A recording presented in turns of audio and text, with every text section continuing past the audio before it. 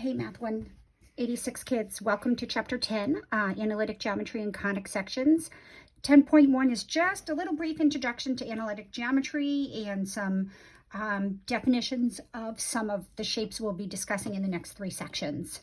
But first, just a couple friendly reminders from our college algebra days. You should know these. You should know how to find the midpoint between 2 points, and you should know how to calculate the distance between two given points.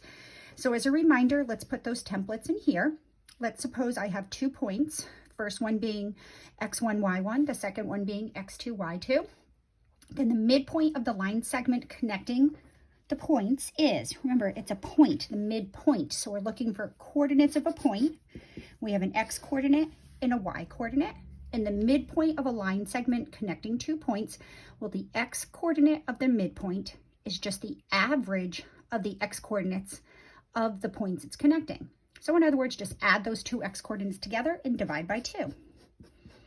So super simple. You just have to remember that. And remember, we're looking for an ordered pair, so we need an x and a y point.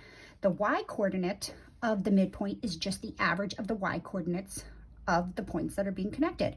So we add the two y coordinates and we divide by 2. That's it. Now the distance between 2 points, you can always use Pythagorean Theorem, and the distance formula is derived from Pythagorean Theorem. Or if you're template driven, the distance between 2 points is just the difference in the x coordinates, x1 minus x2 squared, plus the difference in the y coordinates, y1 minus y2 squared, and then we take the square root of that entire sum. So my expectation is that you know these and we'll be able to apply them. Now we could have switched the order of these points. I could have done x2 minus x1 and then squared it, but keep in mind the difference between 2 points, when we reverse the order in which we subtract, it just changes it from positive to negative or negative to positive. But seeing that we're squaring the result in the end would be the same. All right, so using these templates, let's find the midpoint between these 2 points and the distance between these 2 points. So our 2 points are -3, 7 and 4, -2. So the midpoint is just simply you average the x coordinates. So it's -3 plus 4 over 2. That's the x coordinate of the midpoint. The y coordinate of the midpoint, we average the y coordinates. So -3 plus 4 is 1. So the x coordinate is 1 over 2. The y coordinate of the midpoint is 7 plus -2, which is 5, all over 2. So the y coordinate would be 5/2. Now the distance between these 2 points is given by the square root of -3 minus 4, so the difference in the x coordinates, squared, plus 7 minus -2, that whole quantity squared, all under the square root, which is equal to the square root, it's -3 minus 7, I'm sorry, -3 minus 4 is -7, squared is 49, plus 7 minus -2 is +9, squared is 81. So it's going to be the square root of 130. Keeping in mind, we are expected to simplify all radicals. I don't believe 130 has any perfect square factors, so that would be my final answer.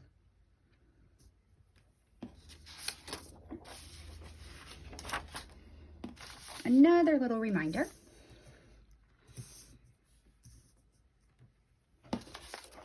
Equations of circles.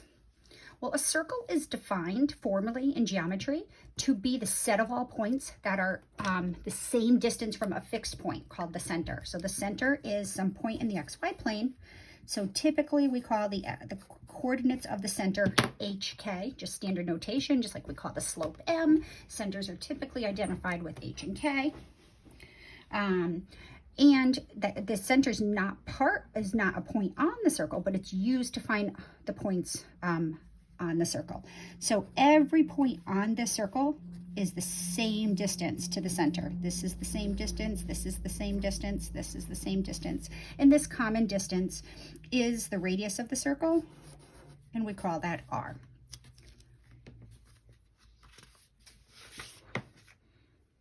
So So using this information, let's find the equation of the set of all points that are 5 units away from some central point, 1, 4. All right, so we have some, we can just kind of imagine what's going on here. We have some point 1, 4 in the xy plane. There's that point, and if we go 5 units away from that point, it would be all these points right here where this is 5. So we want to find an equation that would give us this entire infinite collection of points around the outside of that circle. So the distance from xy to 1, 4, so distance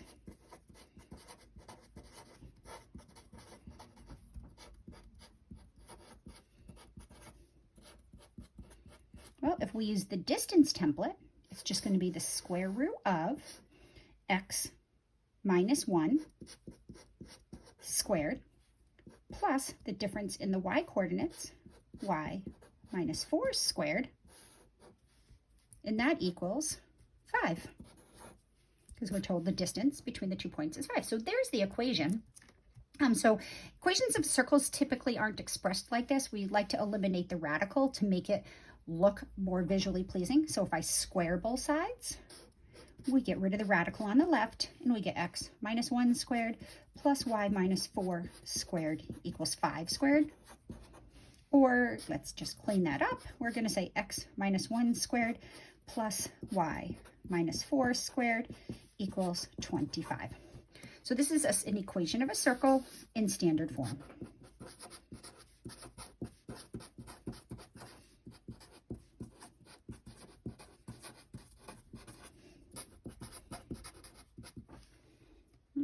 Remember, the equation of a circle in standard form is x minus the x coordinate of the center squared plus y minus the y coordinate of the center squared equals the radius squared. So given this equation, we could go back and tell you where it came from.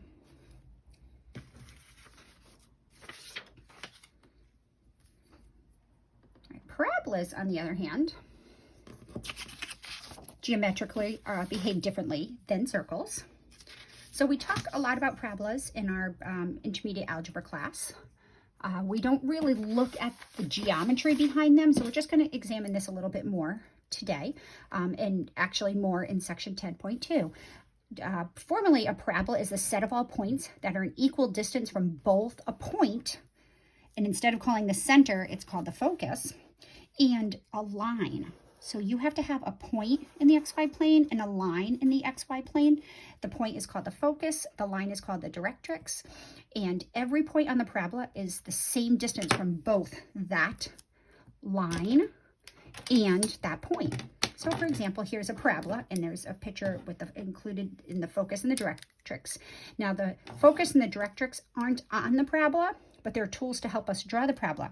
So if I look at this point right up here on the parabola, and I measure the closest distance from that point to the focus, and then from the point to the line, and the closest distance from a point to a line is just going to be the vertical line, because as soon as we start angling it, we're going to be expanding the distance.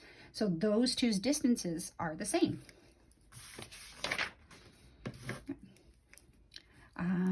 Let's look at this guy right here. I'll use another color.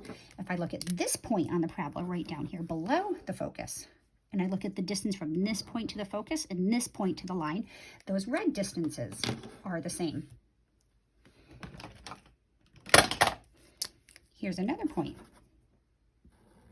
That distance and that distance is the same.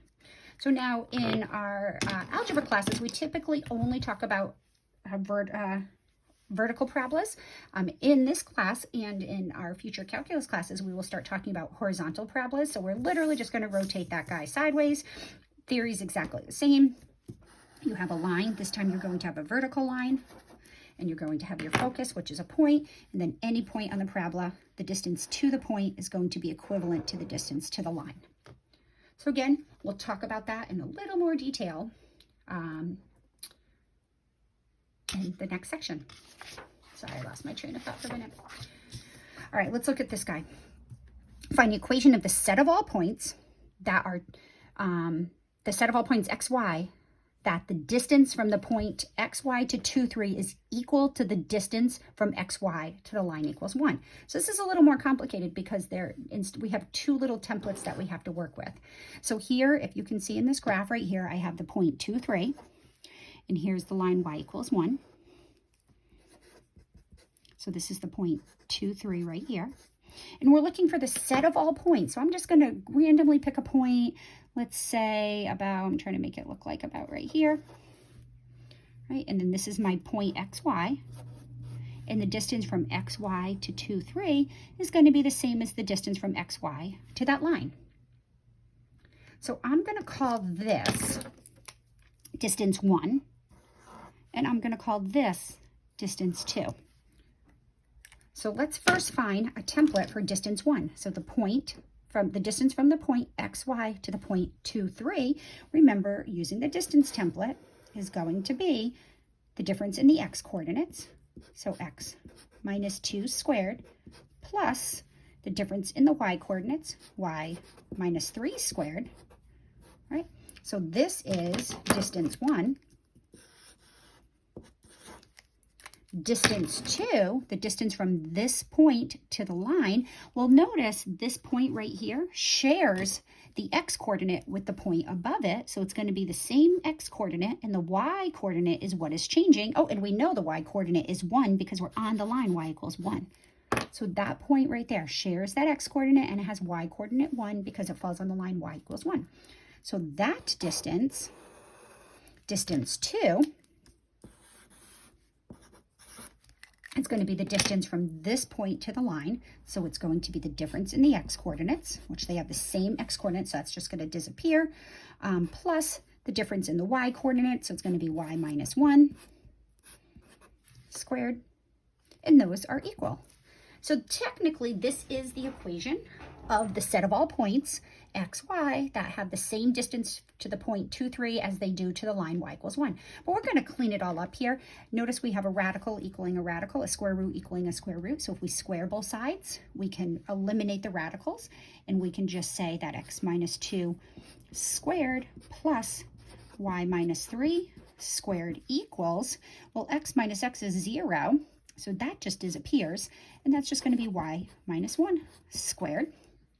Now let's get this into the typical form that we're used to seeing of a parabola. We're going to expand all of these squares. So if I square x minus 2, I get x squared minus 4x plus 4. If I expand y minus 3, I get y squared minus 6y plus 9. Then I'm going to expand y minus 1 on the right side and get y squared minus 2y plus 1. Right, I'm going to get all my y's on one side, everything else on the other. So I'm going to subtract y squared and add 6y to both sides. I'm going to subtract y squared, add 6y. And then I'm going to get this 1 over to the left to get it in the form that I want to get it in. So now my left side becomes x squared. I have just minus 4 x's. I have 4 plus 9 is 13 minus 1 is plus 12 equals the y squares canceled out. We got rid of the 1, and it's going to equal 4y. I'm going to divide both sides by 4. And we get the standard equation for the parabola. Y is equal to 1/4 x squared minus x plus 3. So this parabola is the equation of all the points that are the same distance from 2, 3 as they are from the line y equals 1. So let's just take a minute and look at this graphically. I graphed the parabola y equals 1/4 x squared minus x plus 3 for you.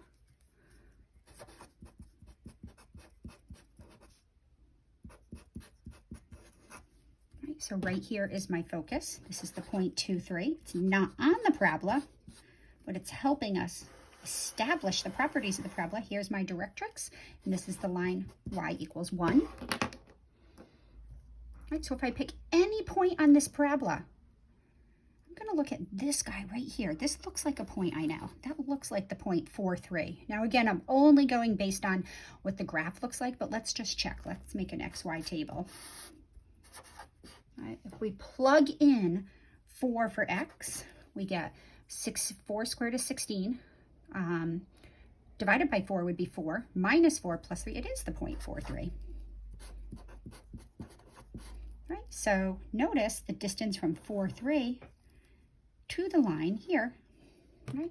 Well, it goes from, that has a distance of 2, right? And then from the point 4, 3 down to the line equals 1 is also true. So that was easy because it was just a horizontal, going over horizontally and down vertically. So we can see that satisfies the criteria, and it should if we found the equation correctly. Let's look at this point right here. To me, that looks like the point 6, 6. Let's just confirm that it is a point, because you can't always be guaranteed just because it looks like the point 6, 6 that actually satisfies this equation. Let's put 6 in here. 6 squared is 36, divided by 4 is 9. 9 minus 6 is 3. 3 plus 3 is 6. So that actually is a point. Let's find the distance from 6, 6 to 2, 3, and then compare that to the distance from 6, 6 to the line. Right? Well, we know the distance from the point 6, 6 down to the line is 5, so this distance should also be 5. Let's just confirm. Right? So that distance, that unknown distance right here, is going to be the square root of 6 minus 2 squared plus 6 minus 3 squared. Right, we clean that up, and that is the square root of 16 plus 9. Make sure you do your algebra correctly.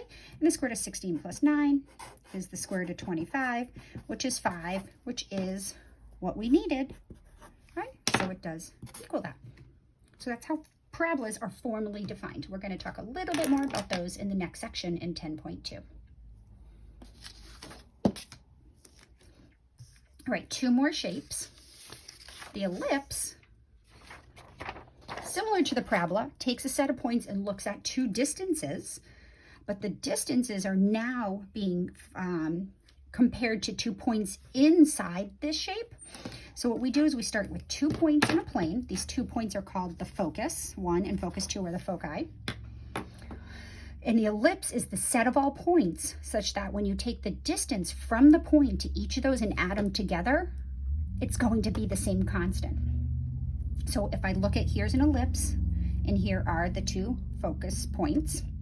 So if I take this point 1 right here, that first point, and I go from that point to the first focus, and from that point to the second focus, I call this distance 1, the blue distance 1, and the blue distance 2.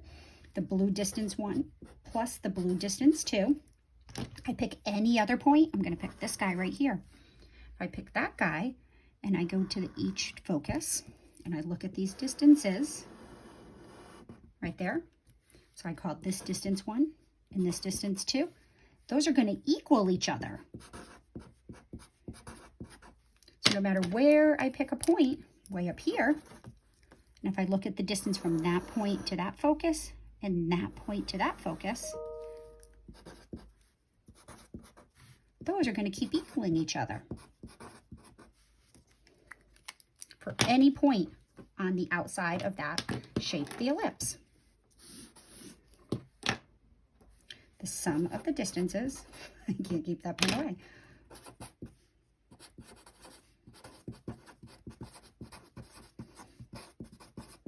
from a point X, Y to each focus is constant. And we'll revisit and talk a little bit more about ellipses and their equations in section 10.3. And then the last conic section we talk about is the hyperbola. So given, again, 2 points in the XY plane, we're going to call those 2 points the first focus and the second focus. Together they're called the foci. The hyperbola is the set of all points where we look at the distance from the point to each of the focus, but this time instead of their sum being the same, the difference between those distances remains constant. So if I take this point right here that they provided for us, and I go find the distance to each focus, so I'll call this distance 1, I'll call this distance 2. So distance 1 minus distance 2. Now I could have done distance 2 minus distance 1, and the numbers would have the same magnitude, that is the same size. They would just be opposite in sign. So what we do here is we're looking for just the size of the difference. So we take the absolute value.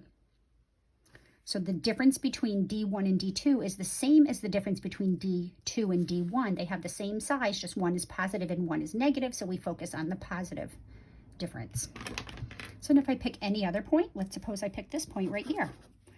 And I look at that distance to that focus, and then distance from that point to this focus. And I take those two distances, D1 and D2, and I take the difference. And I take the magnitude of those differences. They're going to be equal. And no matter where I pick a point, this is going to just keep playing the same role. I pick a point way out here. The difference from here to here, we look at those distances. This distance and this distance is going to remain constant. So the magnitude of the distances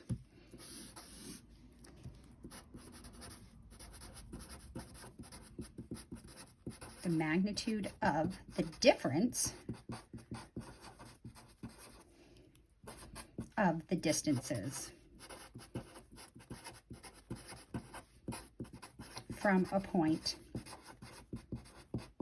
XY to each focus is constant. All right, we will talk more about the hyperbola in section 10.4. All right, see you in the next section.